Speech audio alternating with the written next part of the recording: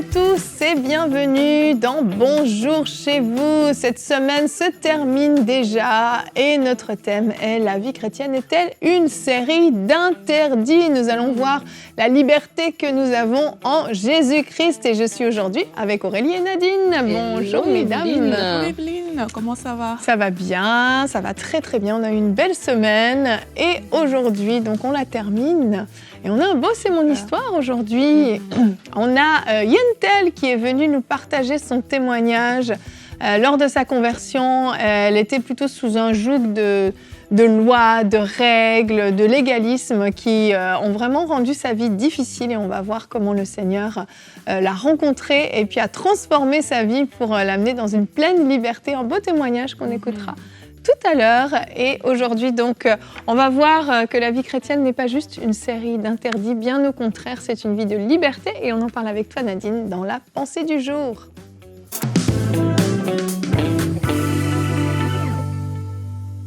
Alors qu'on parle de ce sujet, de la vie chrétienne, je ne sais pas pour vous, depuis combien d'années vous êtes dans le Seigneur, mais je crois que chacun d'entre nous, nous avons eu à faire cette expérience. On avait peut-être une façon de voir la vie chrétienne, pensant qu'on devait respecter un certain type de règles. Un chrétien fait ceci, un chrétien ne fait pas cela. Et c'est vrai qu'il y a des choses qu'on doit faire ou qu'on ne fait pas parce qu'on a l'Esprit de Dieu en nous, mais ce n'est pas des règles qui nous sont imposées. Et des fois, lorsqu'on rentre dans cette vie chrétienne avec cette attitude-là, ça peut devenir lourd. Et puis, on peut se trouver à vivre dans l'hypocrisie jusqu'à ce qu'on rencontre réellement Jésus qui nous transforme. Et oui, il y a des choses qu'on fait, il y a des choses qu'on ne fait pas, mais pas par désir de se conformer, de faire semblant devant les gens, mais parce que vraiment, nous avons été transformés de l'intérieur. Il y a un texte ici que j'aimerais partager avec vous. Il se trouve dans Marc 7. On va lire les 7 premiers versets dans la version Semeur. La Bible dit « Des pharisiens et des spécialistes de la loi venus de Jérusalem se rassemblèrent autour de Jésus. Ils remarquèrent que certains de ses disciples prenaient leur repas avec des mains impures, c'est-à-dire qu'ils ne s'étaient pas laver les mains. En effet, les pharisiens et les juifs en général ne se mettent jamais à table sans les avoir soigneusement lavés. Ils observent ainsi la tradition de leurs ancêtres. De même, en revenant du marché, ils ne mangent pas sans avoir fait leurs ablutions. Ils ont reçu beaucoup d'autres traditions qu'ils observent, comme celle de laver rituellement les coupes, les pots et les vases de bronze. Les pharisiens et les spécialistes de la loi demandèrent donc à Jésus « Pourquoi tes disciples ne se conforment-ils pas à la tradition de nos ancêtres? Pourquoi prennent-ils leur repas avec des mains impures ?» Et la réponse de Jésus nous intéresse et nous interpelle tous.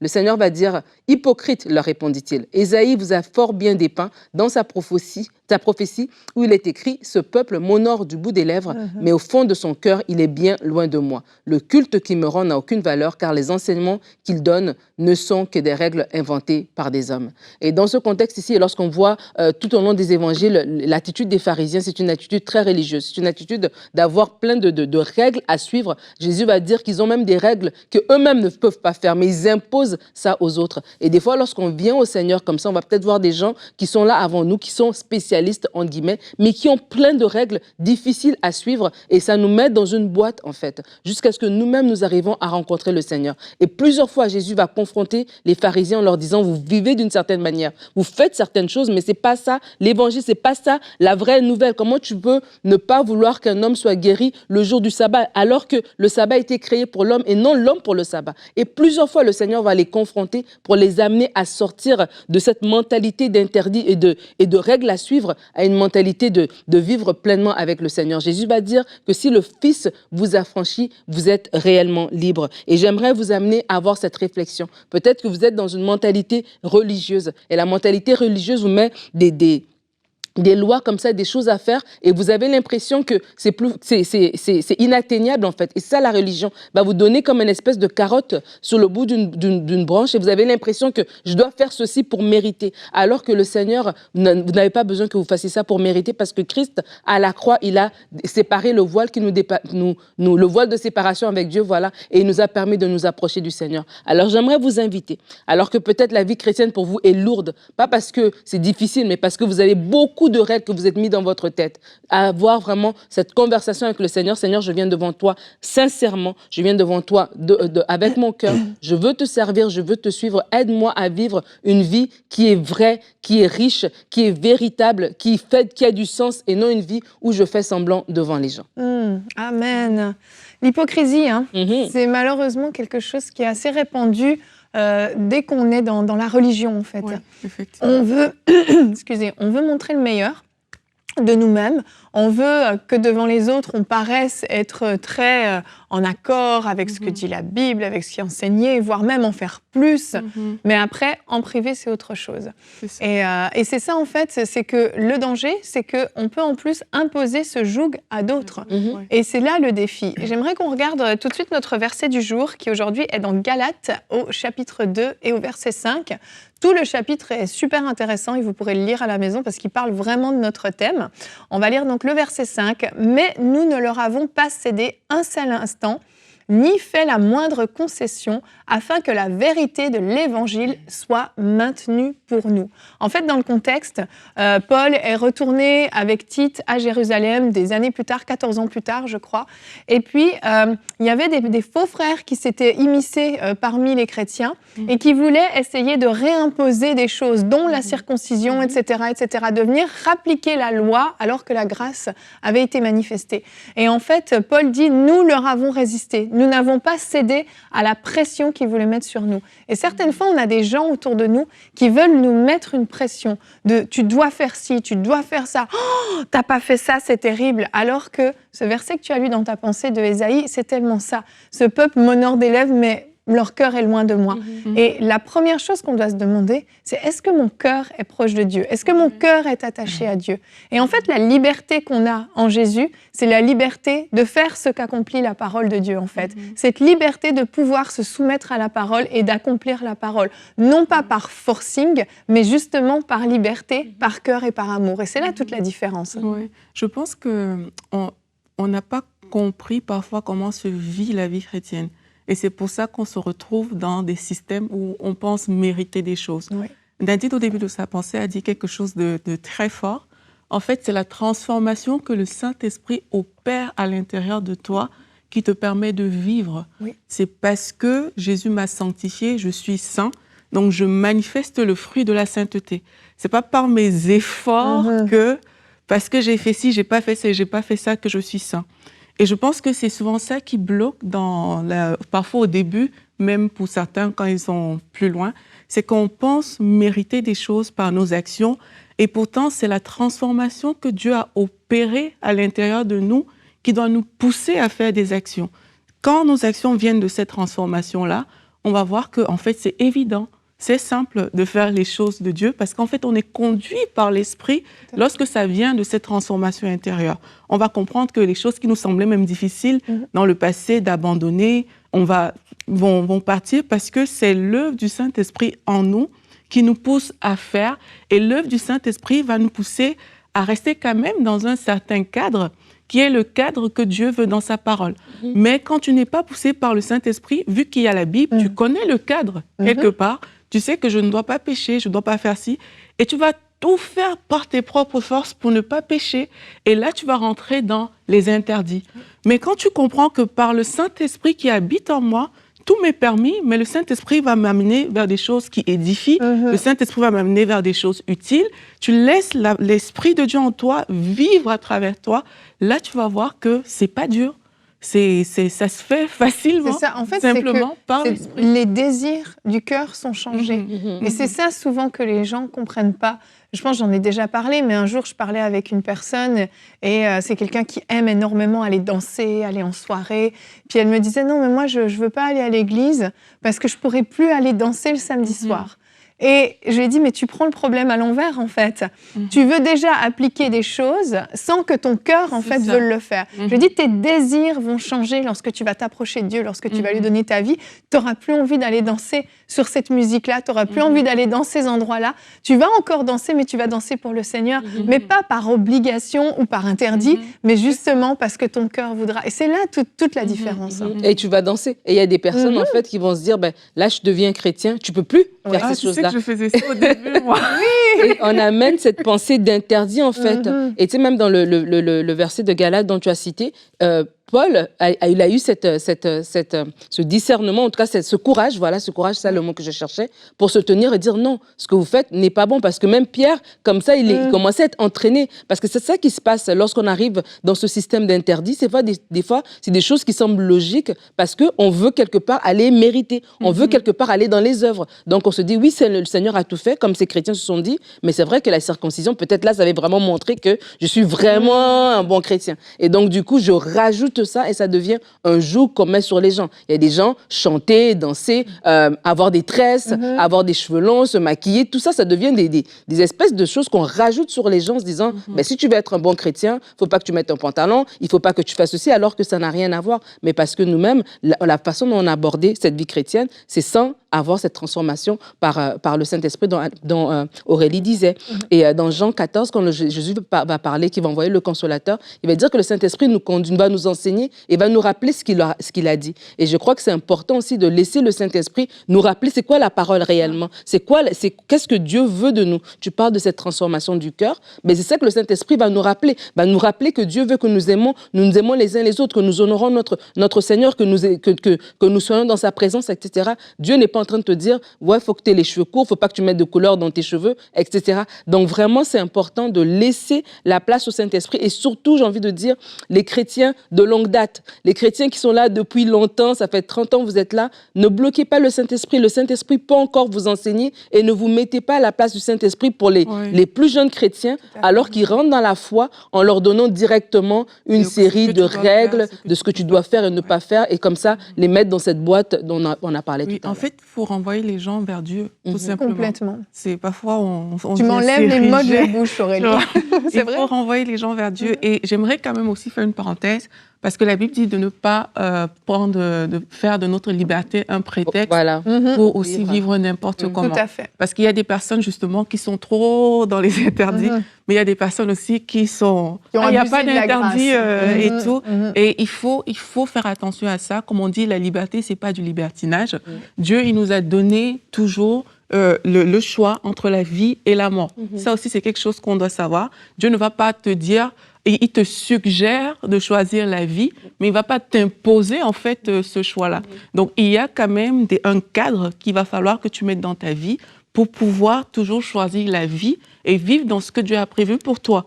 Et c'est ce cadre-là qui va te protéger. C'est ce cadre-là qui va, parfois, quand tu n'as pas envie de faire certaines choses parce que tu as la liberté de le faire, tu peux arriver quelque part, tout le monde fait un truc.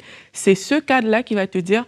Moi, je ne peux pas le faire à cause de ma relation avec Dieu. Donc, c'est important de savoir qu'on est libre, mais Dieu a défini un cadre pour qu'en tant que chrétien, on puisse bien vivre aussi. Et le cadre, c'est pour nous, c'est pour notre bien. C'est pas parce que Dieu veut que tu souffres qu'il t'interdit de faire des choses. C'est parce que la meilleure vie possible que tu peux vivre se retrouve dans ce cadre qu'il a défini pour toi. Et quand tu sais ça, tu n'es plus en train de réfléchir, est-ce que c'est interdit ou pas? C'est est-ce que mon père est OK avec ça parce que c'est ce qu'il y a de mieux pour moi et ça change aussi la façon de vivre. C'est ça. Et même, en fait, j'irai même plus loin. C'est même pas est-ce que je peux le faire ou pas le faire, c'est est-ce que je veux le faire ou pas le faire. Je crois réellement que plus on s'approche du Seigneur, plus on est proche de son cœur, plus on passe du temps dans sa parole, dans la prière, plus notre cœur est changé et moins, en fait, on est attiré par des choses qui déplaisent à Dieu. En fait, on devient de plus en plus semblable à lui. Nos intérêts, enfin, ses intérêts deviennent nos intérêts, ses pensées deviennent nos pensées. Il y a un réel transfert qui se fait et... un genre de d'épuration, de nettoyage, je ne sais pas comment l'appeler, en fait, une sanctification, tout simplement, qui s'opère.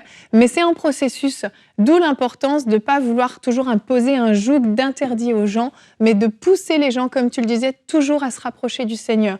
Tu luttes avec ça, tu as un défi avec ça, tu es encore attiré par ces choses, approche-toi de Dieu, passe plus de temps dans sa présence, passe plus de temps dans sa parole, et peu à peu, il y a ce changement qui s'opère. C'est vraiment toute la différence entre l'interdit, l'obligation, du fait de faire les choses par amour et par désir. Et puis, c'est ce que Yentel a vécu, a expérimenté, et je vous laisse pouvoir rencontrer cette merveilleuse jeune femme dans la rubrique « C'est mon histoire ».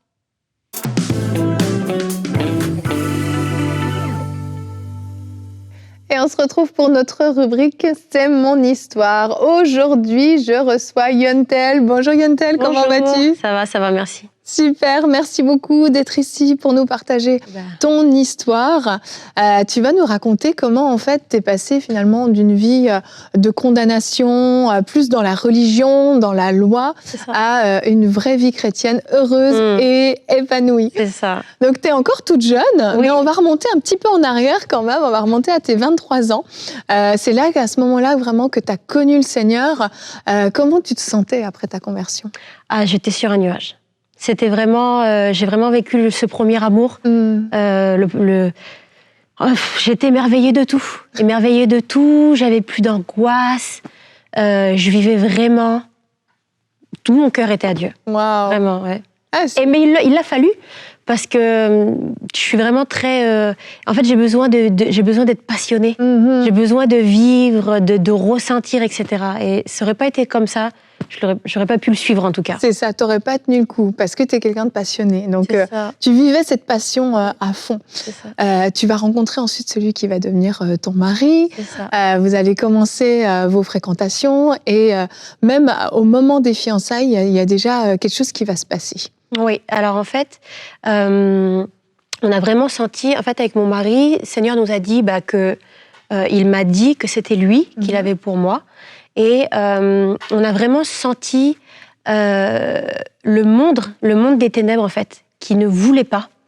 Donc, en fait, on est rentré dans des combats qu'on ne connaissait pas, on ne savait pas, en fait. On n'était pas jamais trop rentré dans ce monde-là spirituel. Tu étais jeune convertie. Exactement. Bien sûr, ça a commencé à peu près vers 3-4 mois de fréquentage. Et donc, en fait, après, à ce moment-là, il y a comme un esprit, alors je le dis maintenant avec recul, mais sur le moment, je ne savais pas que c'était un esprit qui voulait venir justement nous accabler, nous rendre malheureux pour justement qu'on ne puisse pas voir la beauté du plan de Dieu pour nos vies. Et en fait, je suis rentrée dans un cercle de culpabilité, de condamnation. En fait, on n'était pas heureux, j'étais pas heureuse. C'est fou. J'étais pas heureuse. C'est venu un peu du jour au lendemain, c'est venu de petit à petit, c'est quoi? C'est des pensées que tu avais dans ta tête? Comment ça se passait? Alors en fait, c'est venu ça a été très vicieux. Je dis vicieux parce que c'est vraiment, l'ennemi est vicieux, le diable est vicieux. Ça serait venu avec une grosse pierre, c'est toujours ce que je dis, j'aurais pu le voir peut-être. Et j'aurais pu combattre. Mais en fait, c'est venu comme de la poussière. Je sais pas, je crois que c'est les puits de Jacob qui ont été bouchés par la poussière, je crois. Et donc, je dis toujours, je prends toujours référence à ça, c'est que c'est venu par des petites choses. En fait, j'ai voulu tellement obéir à Dieu. J'ai tellement voulu suivre Dieu et de pas faire un pas de côté, comme j'en avais fait beaucoup de mauvais pas dans le passé. J'avais dit, Seigneur, voilà, je t'appartiens. Je veux t'obéir à 100%. Donc, quand je voyais des versets, quoi que ce soit, alors je voulais absolument les vivre, absolument me les approprier, comme le verset qui dit si tu apportes ton offrande à Dieu, mais que tu sais que ton frère a quelque chose contre toi, dépose là ton offrande et va te réconcilier avec. Alors, c'est merci Seigneur, parce que c'est ce que Dieu nous demande. Mais en fait, cet esprit-là a voulu vicieusement m'enchaîner et me rendre esclave. Alors, je vous explique pourquoi, je t'explique pourquoi.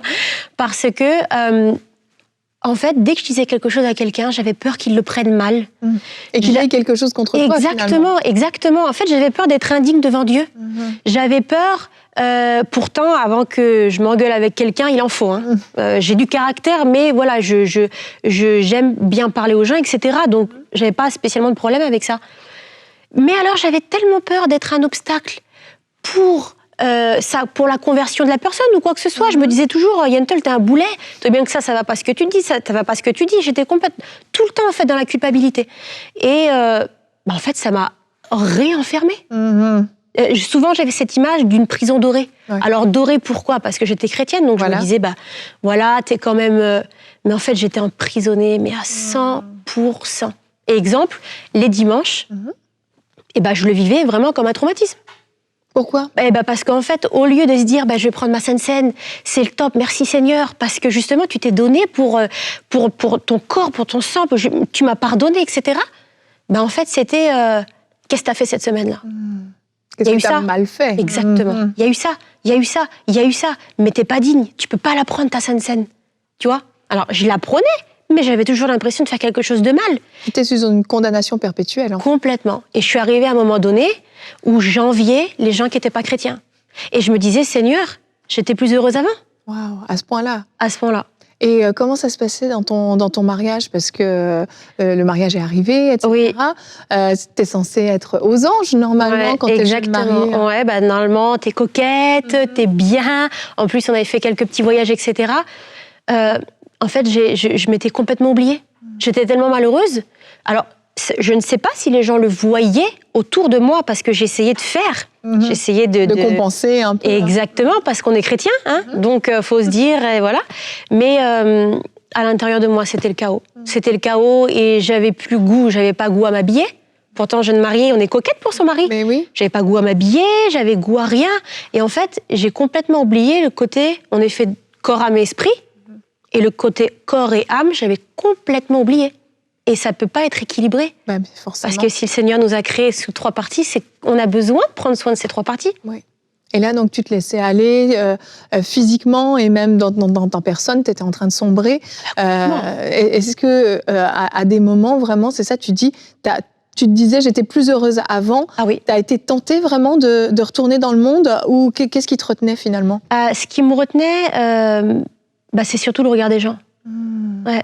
C'est surtout le regard des gens. Qu'est-ce que les autres vont dire, hein? Exactement. Donc encore une condamnation supplémentaire. Exactement. Yentel, encore un échec. Yentel, encore... Oui, Yentel, tu vis encore un échec. Tu vois bien que... Enfin, je pense que je n'aurais pas voulu qu'il dise ça de moi. J'avais peur qu'il dise ça de moi. Donc, c'est ce qu'aurait pu me retenir, ouais. C'est ça, tu te sentais jugée, tu te sentais condamnée. Et à un moment donné, tu vas avoir ton premier enfant, ton fils, qui va naître. Et puis, à ce moment-là, donc, il naît et on arrive dans le Covid, en fait. On est au tout début du Covid. Exactement. Ça se passe en même temps. Qu'est-ce qui va se passer pendant cette période pour toi? Alors, il faut savoir que pendant cette période, du coup, que la grossesse, j'ai pris 23 kilos. Donc, ce qui m'a encore plus amené un peu à sombrer, parce que... Tu te sentais mal dans ton corps. J'étais mal dans ma peau. J'étais mal dans ma peau. Et j'ai fait un gros baby blues aussi. Donc, en fait, je pleurais. Je pleurais tout le temps. Wow. Et donc, en fait, arrive le Covid et je touche le fond. Parce que là, je rentre encore plus de ça dans une peur. Peur pour mon fils, parce que mon fils a eu le Covid à 2 mois. Oula. On a atterri à l'hôpital et j'ai vraiment senti des fortes oppressions par rapport à ça. Donc je rentre chez moi, la peur, etc.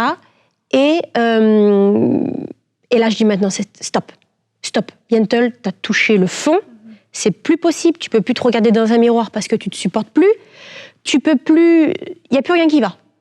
Et le Seigneur, ça faisait un petit peu de temps qu'il me disait, Yentel, lève-toi le matin. Lève-toi le matin. Est-ce que tu n'arrivais plus à te lever finalement? En fait, je me levais pas. Ouais. Et c'était vraiment en fait pour avoir cette intimité. Le Seigneur me disait de me lever pour engager vraiment cette intimité avec lui. Et voilà. Et donc jusqu'à un moment donné, je me suis dit, dans la Bible, c'est dit que on est tel que Jésus. Je suis tel que Jésus. Jésus n'était pas dans mon état. Jésus ne vit pas les choses que je vis. Je n'ai pas à les vivre. Et donc, j'ai mis mon réveil et j'ai commencé à me lever le matin. Donc avant que mon fils soit réveillé. Oui. Et ça a été la révolution de ma vie. Qu'est-ce qui s'est passé dans ces temps? Parce qu'en fait, c'est comme si que chaque jour, je pourrais pas te l'expliquer là tout de suite, parce que ça, en fait, le processus de Dieu est merveilleux. Et en fait, chaque jour que je me lève, à chaque jour que je me suis levée, c'est pas comme si, c'est le Saint-Esprit. Dans les choses que je pouvais lire dans la Bible, ou les choses que je voyais sur Internet, ou les choses que mes oreilles écoutaient, le Saint-Esprit me disait, intéresse-toi à ça, lis ça. Et j'ai commencé à rentrer, c'est comme ça que j'ai pu commencer à rentrer dans mon appel. Et en fait, je dis toujours ça, de vraiment de faire confiance au processus de Dieu. Parce qu'en fait, les échecs que j'ai vécus, c'est ce qui m'a permis de pouvoir rentrer, en fait, dans la vie que Dieu voulait pour moi. En fait, j'ai appris dans ce moment d'échec, en fait, je ne sais pas si vraiment on peut appeler ça un échec, parce que j'ai appris dans ce moment-là qui j'étais, à l'intérieur de moi, ce que j'avais besoin, de ce que Dieu voulait de moi. Et c'est ce qui m'a permis de pouvoir vivre et de rentrer dans la vie que Dieu voulait pour moi. T'épanouir finalement. Exactement. Dans la vie chrétienne. Exactement. Pas en dehors. Et vraiment, je tiens juste à préciser, et parce que c'est ce qui fait toute la différence, c'est de s'appuyer sur Dieu. Parce que c'est lui qui a tout fait. C'est ça en fait. Parce que chaque matin, tu te levais, t'allais à sa rencontre, et c'est comme s'il faisait tomber des mensonges, la condamnation. Il y avait un ménage en fait qui s'opérait en toi. C'est exactement ça. Il a mis la lumière dans tous les coins qui étaient sombres. Et c'est ça en fait. Yentl fait comme ça. C'est pas fait comme ça, mais j'ai déjà tout fait. Profites-en. Wow. Voilà. J'ai tout fait pour toi. Profites-en. Arrête de t'appuyer sur toi. Tu pourras rien faire de plus. Tu peux pas ajouter une coudée à ta vie. Oui. Laisse-moi faire, repose-toi en moi et profite de mon amour, profite de cette plénitude, profite de ce que j'ai fait. C'est fou. Ouais. Et il y a aussi des enseignements qui t'ont beaucoup aidé. Oui. Tu as écouté le pasteur Joseph Prince. C'est pas le bon. Joseph Prince, oui, c'est ça. Qui prêche beaucoup, on le sait, sur la grâce. Toi qui étais dans cette période de grande condamnation, ça t'a beaucoup libéré aussi? Ça m'a complètement libérée. En fait, ces prédications m'ont donné de l'espoir dans la vie chrétienne, parce que je n'avais même plus espoir en ça. J'avais plus espoir. Non, c'est en fait, ça m'a... Je disais, Seigneur, je peux pas croire que c'est facile, en fait. Je peux pas croire que c'est si facile et que c'est si bon d'être libre. Amen. Ouais. Aujourd'hui, est-ce que la vie chrétienne est épanouissante pour toi? C'est la vie la plus épanouissante. Parce que justement, notre Père, mon Père, ton Père, c'est lui qui a créé la vie, c'est lui qui a créé l'amour, c'est lui qui a tout créé. Donc c'est à nous de vivre la vie en abondance. Amen. Exactement. Amen. Ouais. Ah, c'est vraiment un super beau témoignage que tu nous partages. Vraiment, je remercie le Seigneur pour ce qu'il a fait dans ta vie, parce que tu as goûté à la vraie vie chrétienne, celle qu'il a en réserve. Merci beaucoup, Yentl. Merci à toi. Merci. Eh bien, voilà un beau témoignage qui vient finalement illustrer tout ce qu'on a partagé dans la première partie. Et Yentl, c'est exactement ce qu'elle a vécu. Et si aujourd'hui, c'est votre cas, vous êtes reconnu dans l'histoire de Yentl, vous êtes reconnu dans ce qu'on a pu partager, eh bien, vous pouvez simplement venir devant le Seigneur et reconnaître, Seigneur, j'avais pas compris. J'appliquais simplement la loi, j'appliquais simplement des commandements, des règles, les uns derrière les autres. Et aujourd'hui, je veux venir à toi, je veux simplement que tu me montres ton cœur et pouvoir t'aimer, pouvoir fonctionner seulement par amour pour toi, simplement pour qui tu es. Et je suis convaincue que le Seigneur va opérer une transformation dans votre vie. Et lorsque vous lirez la parole de Dieu, vous allez la lire avec un nouveau regard, une nouvelle loupe qui vous montrera simplement la grâce qui est disponible et l'amour de Dieu qui est disponible. Alors, je vous souhaite un très très bon week-end. Merci mesdames pour cette émission. Et on se retrouve la semaine prochaine pour de nouvelles émissions de Bonjour chez vous. Bye bye.